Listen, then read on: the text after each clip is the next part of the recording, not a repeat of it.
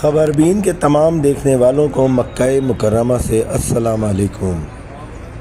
ناظرین کرام، یہ اجیات اسد کا وہ مشہور چوک ہے جہاں بڑی تعداد میں لوگ قریبی ہوٹلوں سے آ کر نماز ادا کرتے تھے، اور یہاں پر کبوتر بھی آپ کو بڑی تعداد میں نظر آتے رہے ہیں۔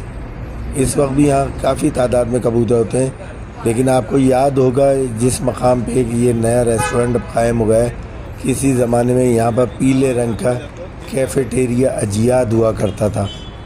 یہ اجیات اسد کی ایک پیلے رنگ کا باکس اجیات اسد کی ایک نشانی یا آئیکونک پہچان تھا، اب وہ باقی نہیں رہا ہے۔